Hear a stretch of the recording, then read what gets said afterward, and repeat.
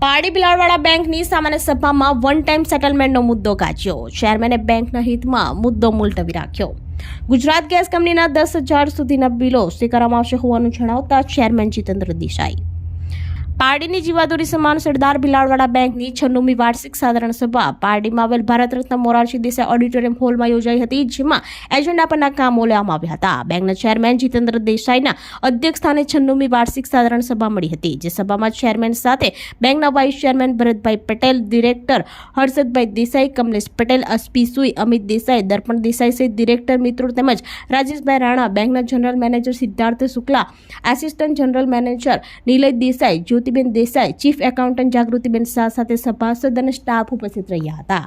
સભામાં એજન્ડા પરના કામો લેવામાં આવ્યા હતા. નફાની વહેંચણી અંગે ડિરેક્ટર બોર્ડે કરેલ ભલામણને મંજૂરી આપવામાં આવી હતી અને 2025-26ના નાણાકીય વર્ષ માટે બેંકના સ્ટેચ્યુઅરી ઓડિટરની રિઝર્વ બેંક ઓફ ઇન્ડિયાની મંજૂરીને આધીન નિમણૂક બાબતે ઠરાવ કરવામાં આવ્યો હતો. બેંકમાં સભાસદોના પ્રશ્નોમાં કનૈયા રોહિતે મીટિંગમાં જીએમનો પગાર તેમજ નવા સ્ટાફ કર્મચારીના ભરતી અંગે પૂછતા, જેનો જવાબમાં ચેરમેને બેંકના કામકાજના ટાઈમમાં હેડ ઓફિસ બોલાવી માહિતી આપવા જણાવ્યું હતું.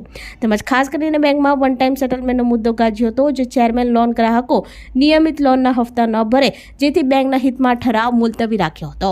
આ પ્રસંગે બેંકના ચેરમેન જીતેન્દ્રભાઈ દેસાઈએ જણાવ્યું હતું કે તારીખ 1 એપ્રિલ 2024 થી તારીખ 31 માર્ચ 2025ના હિસાબી વર્ષમાં આપણી બેંકની ડિપોઝિટ રૂપિયા 1027.36 કરોડ થઈ હતી. વધુમાં ચેરમેને જણાવ્યું કે બેંકમાં આવનારા દિવસોમાં સ્માર્ટફોન દ્વારા નાણાકીય વ્યવહાર, RTGS and EFT, IMPS, chequebook request, inquiry અને સ્ટેટમેન્ટ રિક્વેસ્ટ મેળવી શકે એ માટે એપીપી લોન્ચ કરવામાં આવે છે. એટીએમ ડેબિટ કાર્ડના મેનેજમેન્ટ માટે કાર્ડ સેલ્ફ એપ્લિકેશન લોન્ચ કરવામાં આવેલ છે. આ સેવાનો વધુમાં વધુ ગ્રાહકોને લાભ લેવા અપીલ કરી હતી. બેંકની દરેક શાખાઓમાં ગુજરાત ગેસ કંપની લિમિટેડના ₹10,000 સુધીના બિલો સ્વીકારવામાં આવે છે. બેંકે આરબીઆઈના સેન્ટ્રલ પેમેન્ટ સિસ્ટમમાં ડિરેક્ટ મેમ્બરશિપ માટેની પ્રક્રિયા ચાલુ કરવામાં આવી છે, જેનો લાભ લેવા આગ્રહ કર્યો હતો. ન્યૂ ઇન્ડિયા ઇન્સ્યોરન્સ કંપની દ્વારા સભાસદો માટે ₹2 લાખની એક્સિડેન્ટલ પોલિસી ચાલુ છે.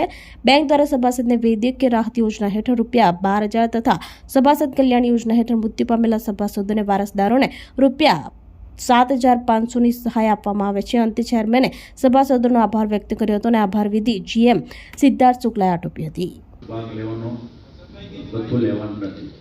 કે બધા પ્રોવિઝનો તથા પહેલાની બેંકનો ગ્રોસ નફો 8.19 કરવાથી ચોખ્ખો નફો 21.14/2023 થી તારીખ 31/3/2023 વર્ષ સભાની કાર્યવાહી આગળ ચલાવવા 6 લાખ રૂપિયા સરકારે માફ કર્યા.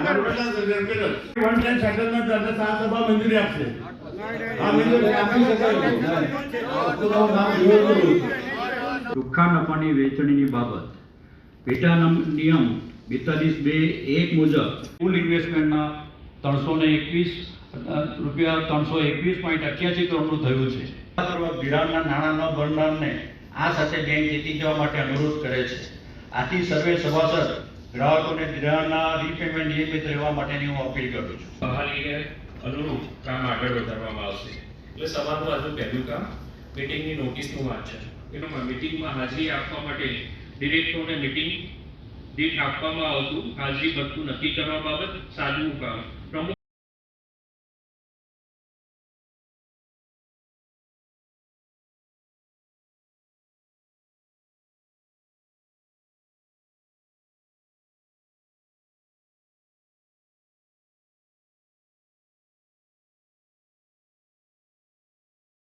વન ટાઈમ સેટલમેન્ટ માટે રિઝર્વ બેંકે આપણને ગાઈડલાઇન્સ આપેલી કે જે કોઈ બેંકનો એ વ્યક્તિગત નિર્ણય છે.